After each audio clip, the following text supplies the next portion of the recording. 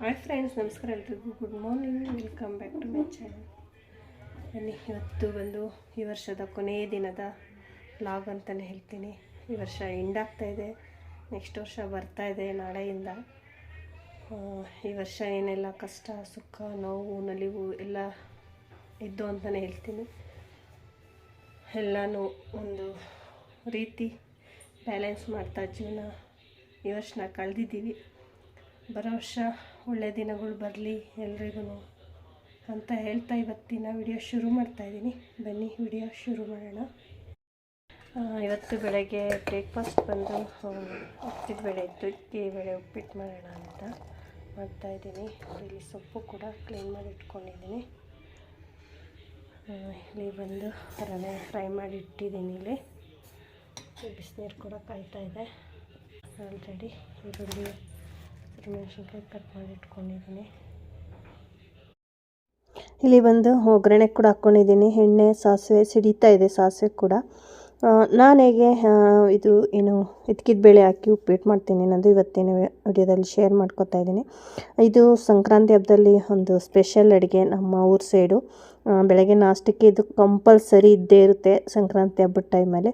ನೋಡಿ, ಸಾಸಿವೆ ಎಲ್ಲ ಸಿಡ್ದಾಯಿತು. ಹಸಿರು ಮೆಣಸಿನ್ಕಾಯಿ ಕಟ್ ಮಾಡ್ಕೊಂಡಂಥ ಈರುಳ್ಳಿ ಕೂಡ ಹಾಕ್ಕೊಂಡು ಸ್ವಲ್ಪ ಫ್ರೈ ಮಾಡ್ಕೊತೀನಿ. ಜಾಸ್ತಿ ಫ್ರೈ ಮಾಡೋ ಅಂಥದ್ದೇನಿಲ್ಲ. ಇವಾಗ ಬಂದು ಇದ್ಕಿದ ಬೇಳೆ ತೊಳೆದು ಇಟ್ಕೊಂಡಿದ್ದೆ, ಅದನ್ನು ಕೂಡ ಇವಾಗ ಹಾಕ್ಕೊಂಡು ಫ್ರೈ ಮಾಡ್ಕೊತಾ ಇದ್ದೀನಿ. ತುಂಬ ಚೆನ್ನಾಗಿರುತ್ತೆ ಇದ್ಕಿದ ಬೇಳೆ ಹಾಕಿ ಉಪ್ಪಿಟ್ಟು ಮಾಡಿದ್ರೆ. ನನಗಂತೂ ತುಂಬ ಇಷ್ಟ ಇದು ಇದ್ಕಿದ ಬೇಳೆ ಉಪ್ಪಿಟ್ಟು. ಊರಿಗೆ ಕೂಡ ಹೋಗಿದ್ವಿ, ಆವಾಗಲೂ ಕೂಡ ಮಾಡಿದ್ವಿ ಊರಲ್ಲಿ. ಇಲ್ಲಿ ಟೊಮೊಟೊ ಸಬ್ಬಕ್ಕಿ ಸೊಪ್ಪು ಹಾಕಿದ್ರೆ ಇನ್ನೂ ಚೆನ್ನಾಗಿರುತ್ತೆ. ಅದನ್ನು ಕೂಡ ಇಲ್ಲಿ ಹಾಕೋತಾ ಇದ್ದೀನಿ. ಸ್ವಲ್ಪ ಬೇಳೆ ಫ್ರೈ ಆದಮೇಲೆ ಸ್ವಲ್ಪ ಬೇಳೆ ಜೊತೆ ಇದನ್ನು ಕೂಡ ಚೆನ್ನಾಗಿ ಫ್ರೈ ಮಾಡ್ಕೊಳ್ಳೋಣ. ಆ ಒಂದು ಹಳೆ ವಿಡಿಯೋಗಳನ್ನೆಲ್ಲ ನೆಕ್ಸ್ಟ್ ನಾನು ಶೇರ್ ಮಾಡ್ಕೊತೀನಿ. ಇದು ಈ ವರ್ಷದ ವಿಡಿಯೋ ಲಾಸ್ಟ್ ವಿಡಿಯೋನ ಹಾಕ್ಬಿಡೋಣ, ಆಮೇಲೆ ಹಳೆ ವಿಡಿಯೋಸ್ ಎಲ್ಲ ಶೇರ್ ಮಾಡ್ಕೊಳ್ಳೋಣ ಅಂದ್ಬಿಟ್ಟು ಮೊದಲನೇದಾಗಿ ಈ ವಿಡಿಯೋನೇ ಹಾಕ್ತಾಯಿದ್ದೀನಿ. ಸೊಪ್ಪೆಲ್ಲ ಫ್ರೈ ಆದಮೇಲೆ ಒಂದೇ ಒಂದು ಟೊಮೊಟೊ ಅಷ್ಟೇ ಹಾಕ್ಬೋದು, ಇಲ್ಲಾಂದರೆ ಹಾಕ್ತೇನೂ ಕೂಡ ಇರ್ಬೋದು. ನಾನು ಹಾಕ್ಕೊಂಡಿದ್ದೀನಿ, ಕಟ್ ಮಾಡಿಕೊಂಡು ಹಾಕ್ಕೊಂಡಿದ್ದೀನಿ. ಅದೆಲ್ಲ ಫ್ರೈ ಆದಮೇಲೆ ನಾನು ನೀರು ಕೂಡ ಕಾಯಿಸಿಟ್ಕೊಂಡಿದ್ದೆ. ಆ ನೀರು ಕೂಡ ನಮಗೆ ಎಷ್ಟು ಬೇಕೋ ಅಷ್ಟು ನೀರು ಹಾಕ್ಕೊಂಡು ಬೇಳೆ ಬೇಯೋವರೆಗೂ ಸ್ವಲ್ಪ ಬೇಯಿಸ್ಕೋಬೇಕು. ಯಾಕೆಂದರೆ ಬೇಳೆ ಚೆನ್ನಾಗಿ ಬೇಯ್ದರೆ ಒಳ್ಳೆಯದು. ಜಾಸ್ತಿ ಸ್ಮ್ಯಾಶ್ ಮಾಡೋ ಅಷ್ಟೇನಿಲ್ಲ, ಸ್ವಲ್ಪ ಮೀಡಿಯಮಾಗಿ ಬೆಂದರೆ ಸಾಕಾಗುತ್ತೆ. ನೋಡ್ತಾ ಇರ್ಬೋದು, ಇವಾಗೆಲ್ಲ ಆಯಿತು. ಇವಾಗ ರುಚಿಗೆ ತಕ್ಕಷ್ಟು ಉಪ್ಪು ಹಾಕ್ಕೊಂಡು ಎಲ್ಲ ನಾನು ಬೇಳೆ ಎಲ್ಲ ಫ್ರೈ ಮಾಡುವಾಗಲೇ ಸ್ವಲ್ಪ ಉಪ್ಪು ಹಾಕ್ಕೊಂಡಿದ್ದೆ, ಬೇಳೆಗೆ ಉಪ್ಪು ಹಿಡೀಲಿ ಅನ್ನೋಕ್ಕೋಸ್ಕರ. ಇವಾಗ ತುರಿದಿಟ್ಕೊಂಡಂಥ ಕಾಯಿ ತುರಿ ಕೂಡ ಹಾಕ್ಕೋತಾ ಇದ್ದೀನಿ. ಕಾಯಿ ತುರಿ ಹಾಕ್ಕೊಂಡ್ರು ತುಂಬ ಚೆನ್ನಾಗಿರುತ್ತೆ. ಒಬ್ಬೊಬ್ರು ಇಷ್ಟಪಡೋಲ್ಲ ಕಾಯಿ ತುರಿ ಹಾಕ್ಕೊಂಡ್ರೆ ತುಂಬ ಚೆನ್ನಾಗಿರುತ್ತೆ ಉಪ್ಪಿಟ್ಟು. ನಾನಂತೂ ಉಪ್ಪಿಟ್ಟು ಮಾಡಿದಾಗೆಲ್ಲ ಕಾಯಿ ತುರಿ ಕಂಪಲ್ಸರಿ ಹಾಕ್ತೀನಿ. ಇವಾಗ ಉಪ್ಪು ಕೂಡ ಹಾಕೋತಾ ಇದ್ದೀನಿ. ನಮ್ಮ ಬೇಳೆಗೆ ಹಾಕ್ಕೊಂಡಿದ್ದೆ ಸ್ವಲ್ಪ ಉಪ್ಪಿಡಿಲಿ ಅನ್ನೋಕ್ಕೋಸ್ಕರ. ಇವಾಗ ಉಪ್ಪಿಟ್ಟಿಗೆ ಎಷ್ಟು ಬೇಕೋ ಅಷ್ಟು ಉಪ್ಪಿಟ್ಟು ಹಾಕ್ಕೊಂಡಿದ್ದೀನಿ. ಇವಾಗ ಎಲ್ಲ ಬೇಳೆ ಕೂಡ ಬೆಂದಾಯಿತು, ನೀರು ಕೂಡ ಕುದಿ ಬಂತು. ಇವಾಗ ಹುರಿದಿಟ್ಕೊಂಡಂಥ ರವೆ ಹಾಕ್ಕೊಂಡು ತಿರುಗ್ಕೋತಾ ಇದ್ದೀನಿ. ಸ್ವಲ್ಪ ಗಂಟಾಗ್ಬಿಡುತ್ತೆ, ಗಂಟಾಗ್ದಂಗೆ ಹಾಗೆ ರವೆ ಹುಯ್ಕೊತ ತಿರುಗ್ತಾ ಇರಬೇಕು. ನೋಡ್ತಾ ಇರ್ಬೋದು, ನಾನು ಕೂಡ ಅದೇ ರೀತಿ ರವೆ ಹುಯ್ಕೊಂಡು ತಿರುಗ್ತಾ ಇದ್ದೀನಿ. ನೋಡಿದ್ರಲ್ಲ, ಈ ರೀತಿ ನಾನು ಮಾಡೋ ಅಂಥದ್ದು ಉಪ್ಪಿಟ್ಟು. ರವೆ ಎಲ್ಲ ಹುಯ್ಕೊಂಡು ತಿರುಗಿಟ್ಟು ಸ್ವಲ್ಪ ಹೊತ್ತು ಮುಚ್ಚಿಟ್ರೆ ಇದ್ಕಿದ ಬೇಳೆ ಉಪ್ಪಿಟ್ಟು ರೆಡಿ ಆಗುತ್ತೆ.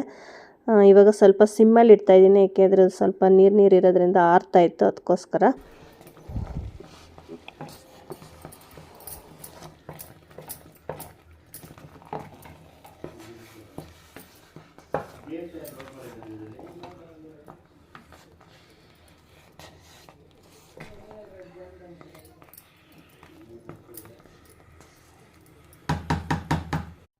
ನೋಡಿ, ಇದ್ಕಿದ ಬೇಳೆ ಉಪ್ಪಿಟ್ಟು ಕೂಡ ರೆಡಿ ಆಯಿತು. ಇದಕ್ಕೆ ಸ್ವಲ್ಪ ಜೀರಿಗೆ ಪೌಡ್ರು ಕೂಡ ಹಾಕ್ಕೋಬೋದು.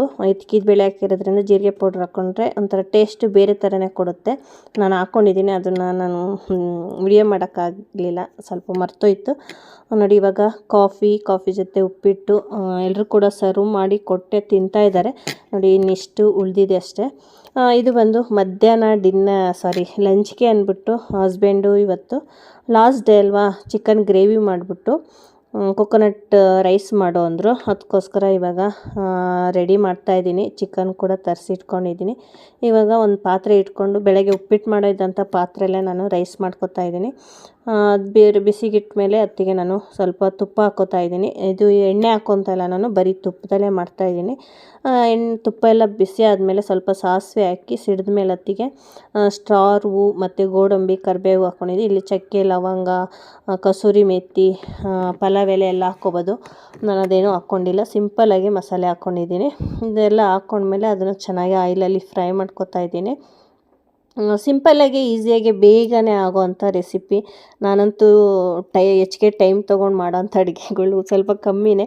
ಸಡನ್ನಾಗಿ ಬೇಗ ಆಗಬೇಕು ಅಂತ ಅಡುಗೆ ಮಾಡೋಕ್ಕೆ ನನಗೆ ಇಷ್ಟ ಆಗುತ್ತೆ. ಅದೆಲ್ಲ ಚೆನ್ನಾಗಿ ಫ್ರೈ ಆದಮೇಲೆ ಇವಾಗ ನಾನು ತೊಳೆದು ಇಟ್ಕೊಂಡಂಥ ಅಕ್ಕಿ ಕೂಡ ಹಾಕ್ಕೊತಾ ಇದ್ದೀನಿ. ಇಲ್ಲಿ ಸೋನಾ ಮಸೂರಿ ಅಕ್ಕಿ ಹಾಕ್ಕೊಂಡಿದ್ದೀನಿ ನಾನಿವತ್ತು. ಸೋನಾ ಮಸೂರಿ ಅಕ್ಕಿ ಎಲ್ಲ ಹಾಕ್ಕೊಂಡು ಅದ್ರ ಜೊತೆ ಮಸಾಲೆ ಜೊತೆ ಅಕ್ಕಿ ಕೂಡ ಚೆನ್ನಾಗಿ ನಾನು ಮಿಕ್ಸ್ ಮಾಡ್ಕೊತಾ ಇದ್ದೀನಿ. ತುಂಬ ಚೆನ್ನಾಗಿರುತ್ತೆ ಈ ಒಂದು ರೈಸು. ಇದು ಗೀ ರೈಸು ಅಥವಾ ಕೊಕೊನಟ್ ರೈಸು ಅಂತ ಕೂಡ ಹೇಳ್ಬೋದು. ಇವತ್ತು ಹಸ್ಬೆಂಡು ಕೊಕೊನಟ್ ಹಾಲನ್ನ ಜಾಸ್ತಿ ಹಾಕಿ ಮಾಡು ಅಂತ ಹೇಳಿದರು. ಆದ್ದರಿಂದ ಇವತ್ತು ಕೊಕೊನಟ್ ಹಾಲು ಜಾಸ್ತಿ ಆಗಿ ನೋಡ್ತಾ ಇರ್ಬೋದು. ತೆಂಗಿನಕಾಯಿನ ರುಬ್ಬಿ ನಾನು ಹಾಲನ್ನ ಸೋಸಿಟ್ಕೊಂಡಿದ್ದೆ.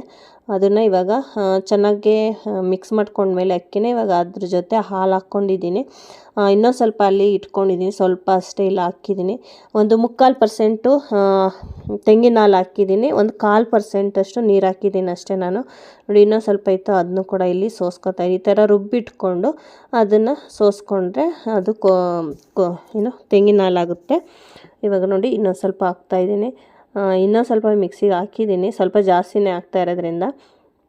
ನೋಡಿ ಅದು ಏನು ಹಿಂಡ್ಕೊಂಡಂಥ ಕೊಬ್ಬರಿ ಕೂಡ ಹಾಗೆ ಇಟ್ಕೊಂಡಿದ್ದೀನಿ. ಏನಾದರೂ ಅಕ್ಕಿ ಕೂಡ ನೆನಾಕಿದೆ, ಅದ್ರ ಜೊತೆ ರುಬ್ಬೋಣ ಅಂದ್ಬಿಟ್ಟು ಚೆನ್ನಾಗಿರುತ್ತೆ ಇಡ್ಲಿಗೆ ರುಬ್ಬಿದ್ರೆ ಅಂದ್ಬಿಟ್ಟು ಹಾಗೆ ಇಟ್ಟಿದ್ದೀನಿ.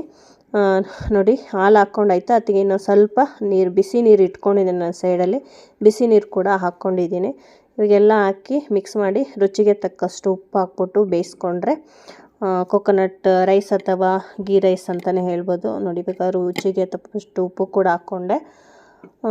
ನಾನು ಹಾಗೆ ಬೇಯಿಸ್ಕೊತಾ ಇದ್ದೀನಿ, ಕುಕ್ಕರ್ಗೆ ಹಾಕಿಲ್ಲ, ಪಾತ್ರೆಗೆ ಹಾಕಿರೋದ್ರಿಂದ ಹಾಗೆ ಬೇಯಿಸ್ಕೊಂಡ್ರೆ ಚೆನ್ನಾಗಿರುತ್ತೆ. ಕುಕ್ಕರ್ ಹಾಕಿದ್ರೆ ಸ್ವಲ್ಪ ಬೇರೆ ಥರ ಬರುತ್ತೆ, ಅದಕ್ಕೋಸ್ಕರ. ಏಲಕ್ಕಿ ಕಾಯಿ ಆವಾಗಲೇ ಹಾಕಬೇಕಿತ್ತು, ಮರ್ತೋಗಿತ್ತು. ಇವಾಗಲೂ ಹಾಕಿದ್ರೆ ಏನು ಪರವಾಗಿಲ್ಲ ಅಂದ್ಬಿಟ್ಟು ಇವಾಗಲೂ ಕೂಡ 3 ಏಲಕ್ಕಿ ಕಾಯಿನ ಹಾಗೆ ಸ್ಮ್ಯಾಶ್ ಥರ ಮಾಡಿ ಇವಾಗ ಹಾಕ್ಕೊಂಡೆ. ನೋಡಿ ಇವಾಗೆಲ್ಲ ರೆಡಿ ಆಯಿತು. ಇಷ್ಟೇ, ಇದನ್ನು ಬೇಯಿಸ್ಕೊಂಡ್ರೆ ಕೊಕೊನಟ್ ರೈಸ್ ರೆಡಿ. ಇವಾಗ ನಾನು ಚಿಕನ್ಗೂ ಗ್ರೇವಿ ಮಾಡೋಕ್ಕೆ ಕೂಡ ರೆಡಿ ಮಾಡ್ಕೋಬೇಕು. ಇವಾಗ ಮಿಕ್ಸ ಮಾಡಿದಾಯಿತು, ಮುಚ್ಕೊಳ್ಳೋಣ. ಇವಾಗ ಮುಚ್ಚಿ ಅದು ಬೇಯೋವರೆಗೂ ಹಾಗೆ ಬಿಡೋಣ. ಇವಾಗ 1 kg ನಾನು ಚಿಕನ್ ತರಿಸಿದ್ದೀನಿ, ನೋಡ್ತಾ ಇರ್ಬೋದು. 5 ಜನ ಇರೋದ್ರಿಂದ ಮಕ್ಕಳು ಯಾರು ತಿನ್ನಲ್ಲ, ಇಷ್ಟಪಡಲ್ಲ. ನೋಡೋಣ, ಮಾಡೋಣ. ಅಪ್ಪ ಕೂಡ ಬಂದಿದ್ದರು, ಅದನ್ನು ವಿಡಿಯೋಸ್ ಏನಂತ ಬಂದಿರು ಏನೋ ಅನ್ನೋದು ನೆಕ್ಸ್ಟ್ ವಿಡಿಯೋದಲ್ಲಿ ನಾನು ಶೇರ್ ಮಾಡ್ಕೊತೀನಿ. ಅವರು ಇರೋದ್ರಿಂದ ಸ್ವಲ್ಪ ಜಾಸ್ತಿನೇ ತರಿಸಿದೆ. ಇವಾಗ ಕಸೂರಿ ಮೆಥಿ ಆವಾಗಲೇ ಹಾಕ್ಬೋದು ಅಂತ ಹೇಳಿದ್ನಲ್ಲ, ಇವಾಗ ಇತ್ತು ಮನೇಲಿ. ಇವಾಗ ಗ್ರೋಸರಿ ಶಾಪಿಂಗೆಲ್ಲ ಹೋದಾಗ ತೊಗೊಂಬಂದಿದೆ, ಚೆನ್ನಾಗಿರುತ್ತೆ ಅಂದ್ಬಿಟ್ಟು ಇವಾಗ ಅದ್ರ ಮೇಲೆ ಹಾಕಿ ಮಿಕ್ಸ್ ಮಾಡ್ತಾಯಿದ್ದೀನಿ. ನೋಡಿ ಆಲ್ಮೋಸ್ಟು ಒಂದು 1/2% ಬೆಂದಿದೆ, ಇನ್ನೊಂದು ಸ್ವಲ್ಪ ಬೇಯಬೇಕು. ಹಾಗೆ ಮುಚ್ಚಿ ಬೇಯಿಸ್ತಾಯಿದ್ದೀನಿ. ಚಿಕನ್ ಕೂಡ ತೊಳ್ಕೊಳ್ಳೋಕ್ಕೆ ಅಂದ್ಬಿಟ್ಟು ಒಂದು ಪಾತ್ರೆಗೆ ಹಾಕಿದೆ. ಇವಾಗ ಬಂದು ಕುಕ್ಕರ್ಗೆ ಹಾಕ್ತಾಯಿದ್ದೀನಿ ನಾನು ಚಿಕನ್ನ. ಇಲ್ಲಿ ಸ್ವಲ್ಪ ಎಣ್ಣೆ ಹಾಕ್ಕೋತಾ ಇದ್ದೀನಿ ಕುಕ್ಕರ್ಗೆ, ಚಿಕನ್ ಗ್ರೇವಿ ಮಾಡೋದಕ್ಕೆ ಅಂದ್ಬಿಟ್ಟು. ಬನ್ನಿ ಇವಾಗ ನಾನು ಯಾವ ರೀತಿ ಚಿಕನ್ ಗ್ರೇವಿ ಮಾಡ್ತೀನಿ ಅನ್ನೋದು ಕೂಡ ಶೇರ್ ಮಾಡ್ಕೊತೀನಿ. ಸ್ವಲ್ಪ ನಮ್ಗೆ ಎಷ್ಟು ಬೇಕೋ ಅಷ್ಟು ಎಣ್ಣೆ ಹಾಕ್ಕೊಂಡು ಅದಕ್ಕೆ ನಾನು ಸಾಸಿವೆ ಅಂತೂ ಕಂಪಲ್ಸರಿ ಹಾಕ್ತೀನಿ. ಸ್ವಲ್ಪ ಸಾಸಿವೆ ಹಾಕಿ ಸಿಡಿದ ಮೇಲೆ ಅದಕ್ಕೆ ಸಣ್ಣದಾಗಿ ಹೆಚ್ಚಿರೋದ್ರಿಂದ ಈರುಳ್ಳಿ, ಒಂದು ಸ್ವಲ್ಪ ಕರಿಬೇವು, ಸ್ವಲ್ಪ ಅಂದರೆ ಒಂದು 1/4 ಭಾಗ ಈರುಳ್ಳಿ ಅಷ್ಟೇ, ಜಾಸ್ತಿ ಹಾಕ್ತಾಯಿಲ್ಲ ನಾನು. ಆಲ್ರೆಡಿ ರುಬ್ಬಕ್ಕೆಲ್ಲ ಹಾಕ್ಕೊಂಡಿದ್ದೀನಿ. ಅದಕ್ಕೆ ಸ್ವಲ್ಪ ಶುಂಠಿ ಬೆಳ್ಳುಳ್ಳಿ ಪೇಸ್ಟು ಕೂಡ ಹಾಕ್ಕೊಂಡಿದ್ದೀನಿ. ಎಲ್ಲ ಹಾಕ್ಕೊಂಡು ಚೆನ್ನಾಗಿ ಫ್ರೈ ಮಾಡ್ಕೊಳ್ಳೋಣ. ಒಂದು ಸೈಡಲ್ಲಿ ಚಿಕನ್ ಕೂಡ ಚೆನ್ನಾಗಿ ತೊಳೆದು ಇಟ್ಕೊಂಡಿದ್ದೀನಿ, ನೋಡ್ತಾ ಇರ್ಬೋದು. ಚಿಕನ್ ಕೂಡ ತೊಳೆದು ಇಟ್ಕೊಂಡಾಗಿದೆ. ಇವಾಗ ಅದನ್ನು ಫ್ರೈ ಎಲ್ಲ ಆಯಿತು. ಇವಾಗ ಚಿಕನ್ನ ಅದ್ರ ಜೊತೆ ಆ್ಯಡ್ ಮಾಡ್ಕೊತಾ ಇದ್ದೀನಿ. ನೋಡಿ ಎಲ್ಲ ಫ್ರೈ ಆದಮೇಲೆ ಚಿಕನ್ನು ಕೂಡ ಆ್ಯಡ್ ಮಾಡಿಕೊಂಡು ಅದೇ ಆಯಿಲಲ್ಲಿ ಚೆನ್ನಾಗೆ ನೀರು ಬಿಟ್ಟು ಅದು ಇಂಗಬೇಕು ನೀರು ಆ ಥರ ಫ್ರೈ ಮಾಡಿಕೊಂಡಷ್ಟು ಚಿಕನ್ ಚೆನ್ನಾಗಿ ಹೋಗುತ್ತೆ. ಇಲ್ಲ ಅರ್ಧಂಬರ್ಧಂ ನಾವು ಫ್ರೈ ಮಾಡಿಬಿಟ್ಟು ಮಸಾಲೆ ಎಲ್ಲ ಹಾಕಿ ಮಾಡ್ತೀವಿ ಅಂದರೆ ಅಷ್ಟು ಚೆನ್ನಾಗಿರಲ್ಲ ಟೇಸ್ಟು, ಮತ್ತು ಒಂಥರ ಹಸಸ್ಕ ವಾಸನೆ ಬರುತ್ತೆ. ನೋಡಿ ಇಲ್ಲಿ ಮಸಾಲೆಗೂ ಕೂಡ ಈರುಳ್ಳಿ, ಬೆಳ್ಳುಳ್ಳಿ, ಚಕ್ಕೆ, ಲವಂಗ, ಸ್ವಲ್ಪ ಹಸಿರು ಮೆಣಸಿನ್ಕಾಯಿ, ಪುದೀನ, ಕೊತ್ತಂಬರಿ, ಸ್ವಲ್ಪ ಕಾಯಿ ತುರಿ ಇಷ್ಟೆಲ್ಲ ಹಾಕ್ಕೊಂಡು ಸ್ವಲ್ಪ ಗೋಡಂಬಿ ಕೂಡ ನಾನು ಇಲ್ಲಿ ಹಾಕ್ಕೊಂಡಿದ್ದೀನಿ. ರುಬ್ಕೊಳ್ಳೋಣ, ರೆಡಿ ಮಾಡ್ಕೊಂಡಿದ್ದೀನಿ. ಇಲ್ಲಿ ನೋಡ್ತಾ ಇರ್ಬೋದು ನೀರೆಲ್ಲ ಬಿಟ್ಟು ಆಲ್ರೆಡಿ ನೀರು ಕೂಡ ಇಂಗ್ತಾ ಬರ್ತಾ ಇದೆ. ಆವಾಗ ನಾನು ಇಲ್ಲಿ ಸ್ವಲ್ಪ ಗರಂ ಮಸಾಲ, ಸ್ವಲ್ಪ ರುಚಿಗೆ ತಕ್ಕಷ್ಟು ಉಪ್ಪು ಮತ್ತು ಸ್ವಲ್ಪ ಅರಿಶಿನ ಪೌಡ್ರು ಎಲ್ಲ ಹಾಕಿ ಇವಾಗ ಅದನ್ನು ಕೂಡ ಚೆನ್ನಾಗಿ ಫ್ರೈ ಮಾಡ್ಕೊತಾ ಇದ್ದೀನಿ. ನಾವು ಚೆನ್ನಾಗಿ ಚಿಕನ್ನ ತೊಳಿಬೇಕು ಮತ್ತು ಆಯಿಲಲ್ಲಿ ಚೆನ್ನಾಗಿ ಬಾಡಿಸ್ಬೇಕು ಅದನ್ನ ಚಿಕನ್ನ, ಅಷ್ಟು ಚೆನ್ನಾಗಿ ಫ್ರೈ ಆಗುತ್ತೆ ಅಂತ ಹೇಳೋಕ್ಕೆ ಇಷ್ಟಪಡ್ತೀನಿ. ನೋಡಿ ಇವಾಗ ಚೆನ್ನಾಗಿ ನೀರು ಬಿಟ್ಟಿತ್ತು. ಇವಾಗ ಉಪ್ಪು ಹಾಕಿರೋದ್ರಿಂದ ಇನ್ನೂ ಸ್ವಲ್ಪ ನೀರೆಲ್ಲ ಬಿಟ್ಕೊಂಡ್ರು ಅದು ಡ್ರೈ ಆಗುತ್ತೆ. ನೋಡಿ ಇವಾಗ ಮಸಾಲ ಕೂಡ ರುಬ್ಬಿದ್ದಾಯಿತು. ಇವಾಗ ಆಲ್ಮೋಸ್ಟ್ ಇದು ನೀರು ಕೂಡ ಇಂಗಿದೆ. ಇನ್ನೂ ಸ್ವಲ್ಪ ಹಾಗೆ ಫ್ರೈ ಮಾಡ್ತಾಯಿದ್ದೀನಿ ಚೆನ್ನಾಗಿ ಇಂಗಲಿ ಅನ್ನೋಕ್ಕೋಸ್ಕರ. ಇದು ಬಂದು ಚಿಕನ್ ಗ್ರೇವಿ ನಾನು ಮಾಡ್ತಾ ಇರೋವಂಥದ್ದು ಚಪಾತಿಗೆ, ವೈಟ್ ರೈಸ್ಗೆ, ಈ ಥರ ಗೀ ರೈಸು ಮತ್ತು ಕೊಕೊನಟ್ ರೈಸ್ ಯಾವುದಕ್ಕಾದ್ರೂ ಕಾಂಬಿನೇಷನ್, ಪರೋಟ ಸೂಪರಾಗಿರುತ್ತೆ. ನೋಡಿ ರುಬ್ಕೊಂಡಂತಹ ಮಸಾಲ ಕೂಡ ನಾನಿಲ್ಲಿ ಹಾಕ್ಕೊಂಡು ಚೆನ್ನಾಗಿ ಮಿಕ್ಸ್ ಮಾಡ್ಕೊತಾ ಇದ್ದೀನಿ. ಒಳ್ಳೆ ಕಾಂಬಿನೇಷನ್ ಆಗಿರುತ್ತೆ ಅಂತಲೇ ಹೇಳೋಕ್ಕೆ ಇಷ್ಟಪಡ್ತೀನಿ. ನಾನಿಲ್ಲಿ ಗ್ರೀನ್ ಮಸಾಲ ಹಾಕ್ಕೊಂಡಿದ್ದೀನಿ, ರೆಡ್ ಮಸಾಲ ಹಾಕ್ಕೊಂಡಿಲ್ಲ. ನೋಡಿ ಚಿಕನ್ಗೆಲ್ಲ ಹಾಕಾಯಿತು. ಇಲ್ಲಿ ನಾನು ಪ್ರತಿಯೊಂದು ಅಡುಗೆಗೂ ಬಿಸಿನೀರು ಕಾಯಿಸಿಟ್ಕೊಳ್ತೀನಿ, ಯಾಕೆಂದರೆ ಬೇಗ ಆಗಬೇಕು ನನಗೆ. ಅಡುಗೆ ಮನೆಗೆ ಬಂದರೆ ಬೇಗ ಕೆಲಸ ಮುಗಿಸ್ಬಿಟ್ಟು ಹೋಗ್ಬಿಡ್ಬೇಕು ಆಚೆಗೆ. ಮಾಡ್ತೀನಿ ಅಂದ್ಬಿಟ್ಟು ಒಂದಿನ ಎಲ್ಲ ಕಿಚನಲ್ಲಿ ಕುತ್ಕೊಳಕ್ಕೆ ಇಷ್ಟಪಡಲ್ಲ. ಅದಕ್ಕೋಸ್ಕರ ಸೈಡಲ್ಲಿ ಈ ಥರ ಒಂದೊಂದು ಮಾಡ್ತಾ ಇರ್ಬೇಕಾದ್ರೆ ಒಂದೊಂದಿಗೆ ನೀರು ಇಟ್ಕೊಬಿಡ್ತೀನಿ. ನೋಡಿ ಇವಾಗ ನಮ್ಮನೆ coconut rice, chicken gravy ready ಆಯಿತು. ಅಪ್ಪ ತೊಗೊಂಬಂದಿರು ಬಾಳೆ ಎಲೆ ಊಟ ಕೂಡ ಮಾಡ್ತಾಯಿದ್ದಾರೆ. ಅಪ್ಪಂಗೆ ಕೂಡ ಹಾಕ್ಕೊಟ್ಟಿದ್ದೀನಿ, ತಿಂತಾಯಿದ್ದಾರೆ. ನೋಡಿ ಎಷ್ಟು ಚೆನ್ನಾಗಿ ಬಂದಿದೆ ಅನ್ನೋದು, ಸೂಪರಾಗಿತ್ತು. ಹಸ್ಬೆಂಡ್ ಅವರಂತೂ ಚೆನ್ನಾಗಿದ್ರೆ ಮಾತ್ರನೇ ಅವ್ರ ಬಾಯಲ್ಲಿ ಬರೋ ಅಂಥದ್ದು. ಎಷ್ಟು ಇಷ್ಟಪಟ್ಟರು ಅಂದರೆ ಅಷ್ಟು ಇಷ್ಟಪಟ್ಟು ತಿಂದರು. ಈ ವರ್ಷದ ಕೊನೆ ದಿನದ ಲಾಗ್ ಅಂತಲೇ ಹೇಳ್ತೀನಿ. ಇದ್ರ ಬಗ್ಗೆ ಅದೇನೋ ಚೆನ್ನಾಗಿತ್ತು ಅಲ್ಲದ. ಇವತ್ತು ತುಂಬ ಚೆನ್ನಾಗಿತ್ತು ಊಟ. ಬಾಸುಮತಿ ರೈಸಲ್ಲಿ ಮಾಡಿದರೆ ಕೊಕೊನಟ್ ರೈಸ್ ಫಸ್ಟ್ ಟೈಮ್ ತಿಂದಿರಿ. Coconut rice with the chicken curry ತುಂಬ ಚೆನ್ನಾಗಿತ್ತು. ಮತ್ತು ಗೋಡಂಬಿ ಬ್ಯಾಗ್ ಸಿಕ್ತಿತ್ತಲ್ಲ, ಓಕೆ ದಟ್ಸ್